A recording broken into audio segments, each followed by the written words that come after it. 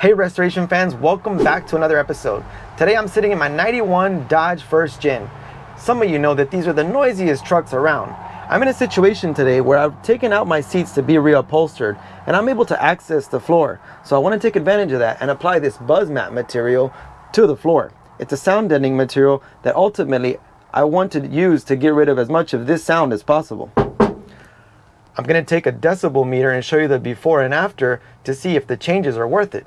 If you've been thinking of doing something like this to your truck or car, definitely stick around.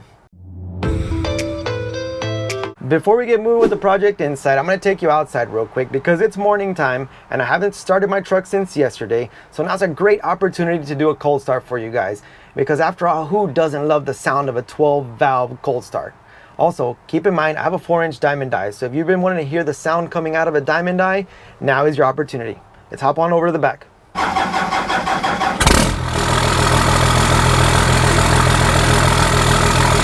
Man, that was a close one. We almost didn't get it started. Good thing it did. Now moving forward, we're going to start the project here. I went ahead and jumped on the App Store, downloaded a free decibel meter. As you can see here, as I'm speaking, it's averaging about 76, give or take, which is equivalent to a food blender / dishwasher. And if I'm quiet,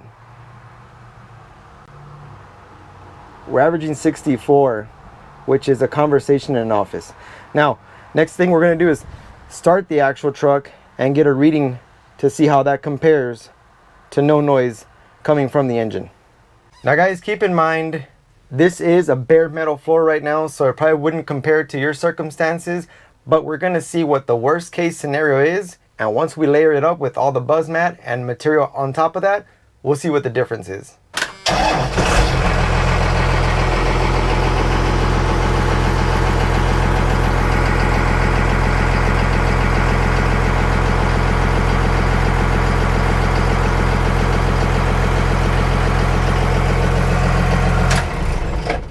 So there it is, the truck on, doors closed, bare floor. We're averaging 84, 85, which is equivalent to a dishwasher or a blender. So as we all know, a blender on all day can be very annoying. Next, we're gonna go ahead and prepare the area, get it all cleaned up, and start putting in the layers so we can see what it ends up being after everything is said and done. Next order of business is to get the floor cleaned up so that we can apply the buzz mat.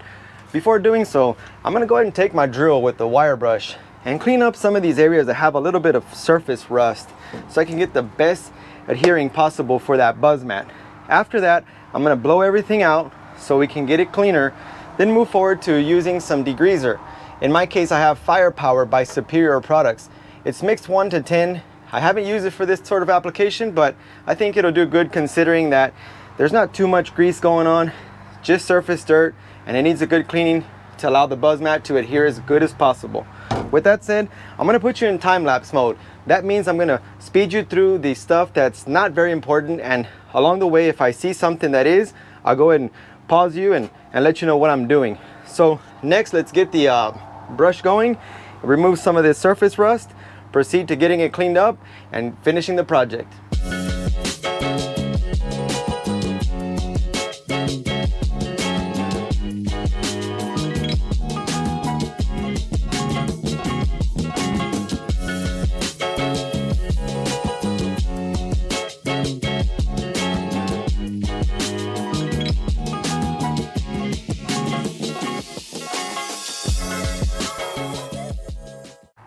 Now that I've taken the wire brush to the floor here, I removed most of the stuff that was gonna come off anyway. It made it a lot easier. It's not perfect by no means, but I at least know that when it's gonna adhere, it's not gonna just pull off right away. Also, I would recommend you do it if you have some surface rust. Obviously, if there's major stuff that you have to repair, do that first. Next, what we're gonna do is blow everything out and then proceed with giving it a wipe down with some degreaser, and then after that, start applying the buzz mat.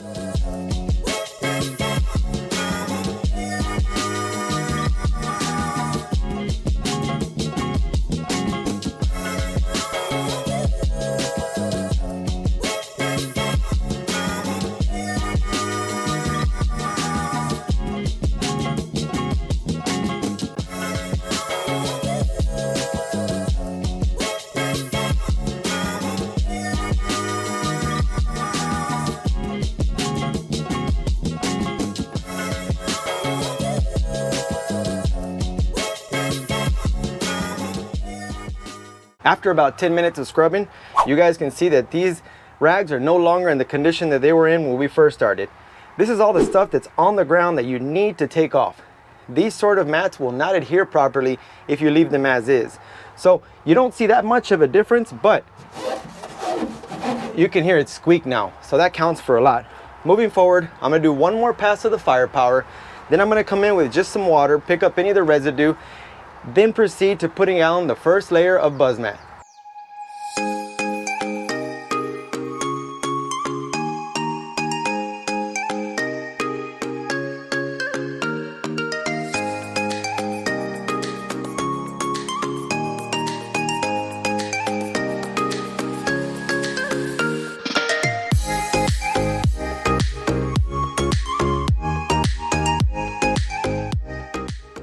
After the second round of firepower, you can see that the rag is still quite dirty. So that lets you know that you definitely need a second round. The water round turned out to be a little bit better. Not as dirty as the other ones. I'm happy with this, so I'm gonna proceed. Now for you first geners, you know that we get drips from the panel area in here. Also some of our ACs, the condensation starts dripping. So I'm gonna try to lay this buzz mat out in a manner that I don't get any pulls that are going back underneath it. Similar to the way you would tile a roof. I wanna try to do the same thing here so that I don't have any issues where I have water going underneath the product and with time causing issues. Now I don't have any leaks, which is a good thing, but I know that with time things can happen, so I wanna be a little bit proactive and do the best that I can while I'm here. Really quick, I want to show you the product that I'm using. This is the buzz mat that I've been telling you guys about. It comes in a box like this, and this is the bulk kit. It's got 10 pieces, 18 by 32 inches. It's offered by a company here in South Texas named deadener. Now they specialize in everything audio with cars. This is a common product that they use when they're putting in something that's going to give you that rich bass, because you cannot have that rattly, metally sound. So this is the best product that you can find here locally to help deaden some of that sound. And it's exactly why we're going to use it on today's project. Now, this is to give you an idea of the coverage that you get out of the 18 by 32 inches. As you can see, it does cover quite a bit. I may end up using anywhere from 5 to 10 pieces. I'm not quite sure, but I will add them up and let you know so that you don't overbuy and you just buy what you need. Now, I did apply it to my doors at one point, so I want to show you the tools that I used back then. It consists of a box cutter, a pair of scissors, and this polyurethane roller. It's about a 2-inch roller, and it's completely necessary when you're doing something like this because this is what gets you into the nooks and crannies. Now, you can use your finger, but it just doesn't compare. This thing is a little bit soft, a little bit stiff, and it's just perfect for this sort of job. Next, we're gonna go ahead and apply it really quick and show you how easy it is to get this going so that next we can get the jute on top and get the rubber mat as well. And I'll show you those as soon as I'm done with this.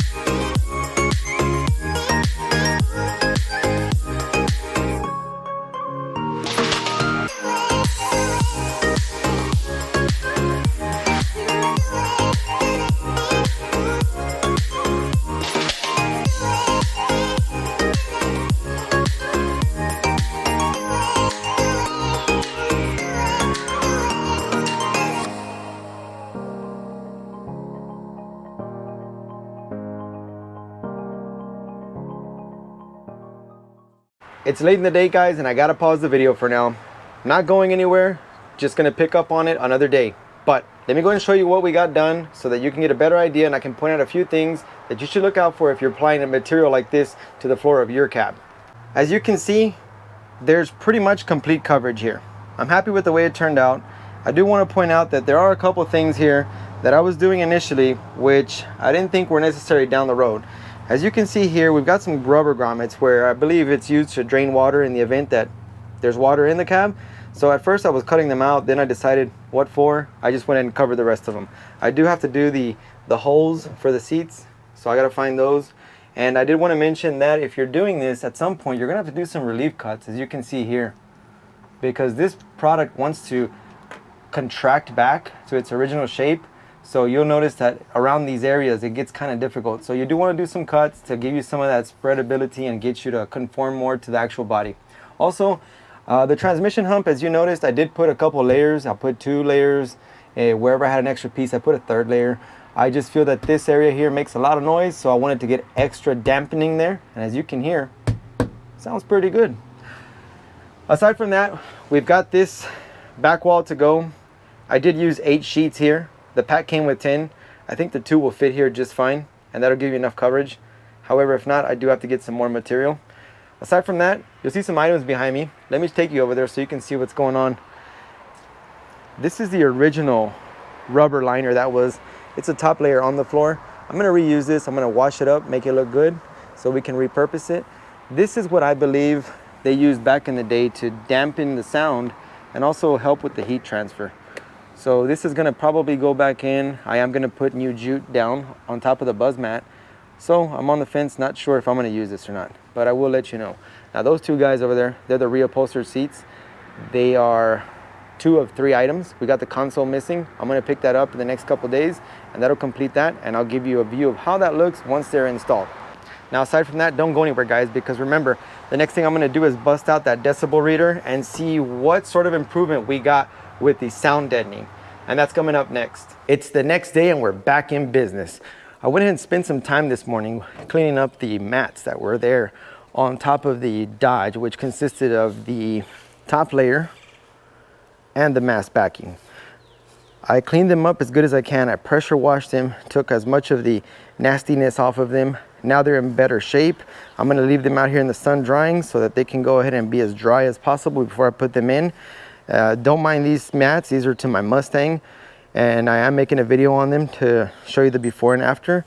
So definitely check that out. I'll make sure to plug it in. In the meantime, we're gonna hop back in the Dodge, we're gonna crank it up and see what sort of improvement we made on the decibel reader after we put in that buzz mat. I sure hope there's some significant improvement, and in the event that there's not, don't worry. We're gonna go ahead and proceed with putting the other layers that you just saw, and I'm hoping that after each layer goes on, we'll see some sort of improvement. So let's hop on in, let's get that meter reading and proceed to wrapping up the project.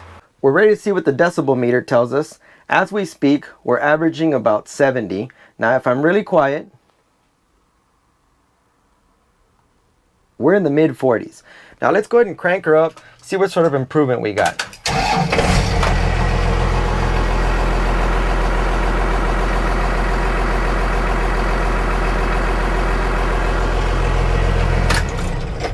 Now, as you notice, we're back to 86, 87, which is the average. Considering we did all the work, we're kind of back to stage 1. I will tell you though that after driving it this morning, the truck does feel a little bit tighter and it just doesn't feel so empty.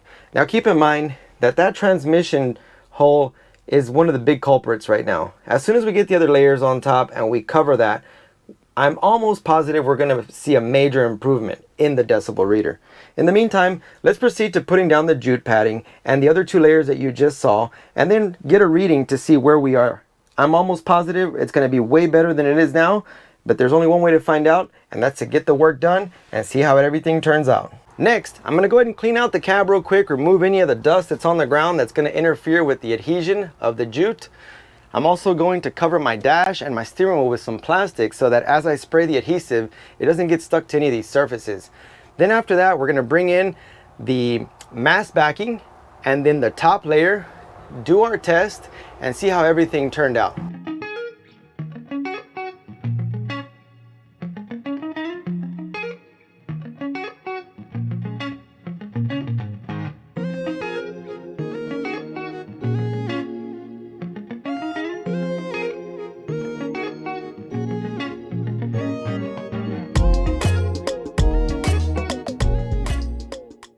I removed as much dust as I could from the cab, therefore allowing this jute to adhere a lot better. This is a standard roll of jute, by the way. I picked it up at one of the supply stores for automotive interiors. I also picked up a can of Loctite spray adhesive at Lowe's. This is what's going to help bond the material to the floor. Now the plan that I have is to cut into 3 sections, do the passenger, the middle section, then the driver. The reason I want to do that is because I want to spray the tunnel area with this adhesive so that it bonds around the actual contours and I don't have the piece moving. I also want to concentrate on spraying the foot areas on both sides, but I want to minimize as much spraying from here back. There's not too much action going on here, and I don't want to give myself extra work in the future if I don't have to, in the event that this gets wet and I have to remove it.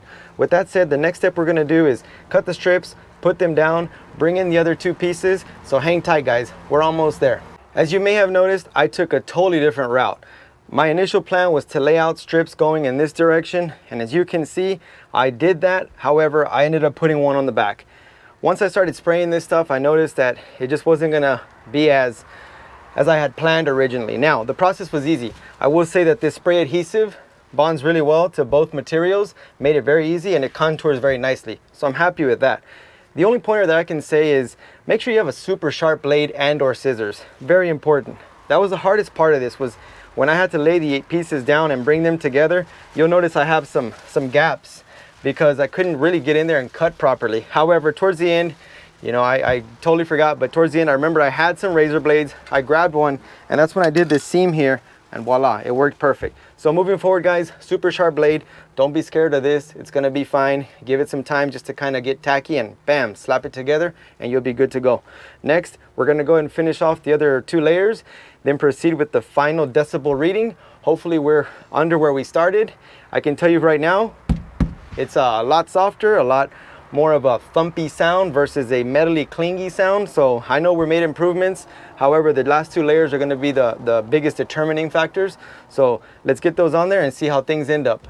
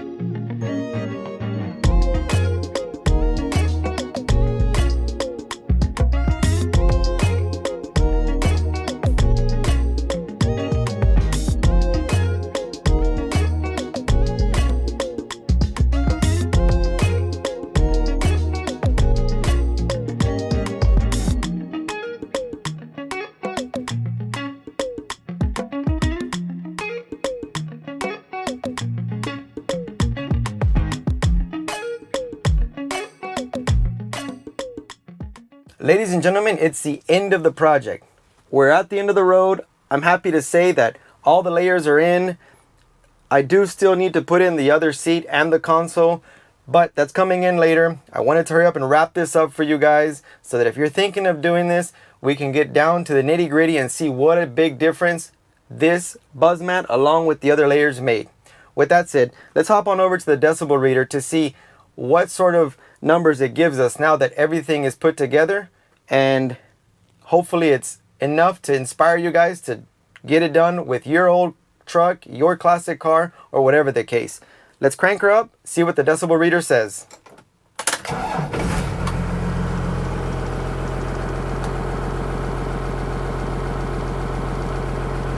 There it is, 74. That's 10 points or more above where we used to be. With that said, I can tell you that I can honestly feel the difference in this cab. I can actually have a conversation with you. I can finish the video and I don't have to turn off the truck. Yes, I can hear the engine, but it just sounds muffled. It really sounds nice. I really feel as though I can now use my hands-free Bluetooth in here and have a conversation with whoever's on the other end. I really am happy with it. Yes, it was some work, but honestly, I'm impressed. Let me rev it up a bit, see if it goes up or down or what happens here.